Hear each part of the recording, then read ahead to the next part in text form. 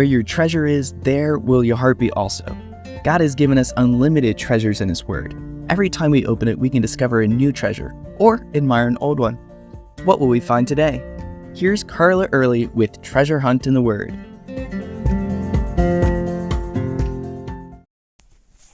When I was 3 or 4 years old, I found a fuzzy caterpillar. Eager to show my mom, I rang the doorbell for her to come and see. Her response caught me by surprise. "Carla, you get that thing off of you right now!" After I gingerly removed the caterpillar and put it on a bush, Mom made me scrub my hands and arms where it had crawled. That was my first clue that my mom has scoliophobia, the fear of worms, and ophidiophobia, which is the fear of snakes, and a fear of caterpillars that I couldn't find a word for. I can understand the fear of snakes, especially if someone has had a traumatic incident with one in the past. But for the most part, caterpillars and earthworms are the least threatening creatures. Still, my mother has panic attacks just thinking about them. She says snakes, caterpillars, and earthworms are all the same, and she just wants to stay away from them as far as possible. But they're not even in the same genus, let alone the same species. Yet in some ways I can understand. I've had traumatic encounters with bees in the past that sent me screaming and running, and to this day, I can't stand anything buzzing near my ears, whether it's a bee, wasp, mosquito, or gnat.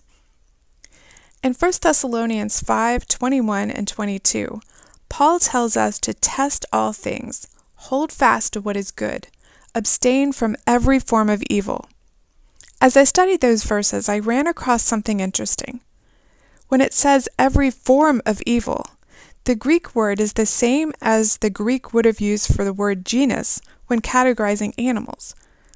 We all learn the 7 groups of scientific classification: kingdom, phylum, class, order, family, genus, and species.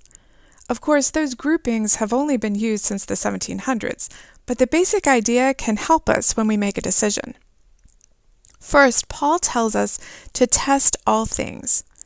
Anything we hear or read about, anything someone puts forward as truth, any action or reaction, any words, just anything that we need to test.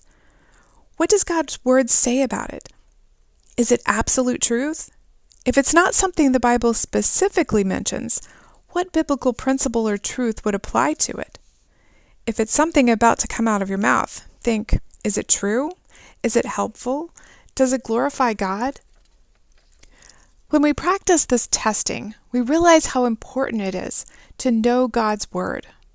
As we study the Bible for ourselves, we can discern the difference between truth and lies with a little truth thrown in.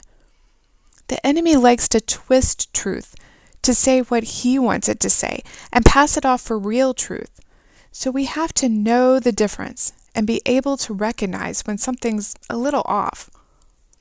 If it's truth, we should wholeheartedly embrace it. But if we perceive that it's not complete truth, we know we can categorize it as evil.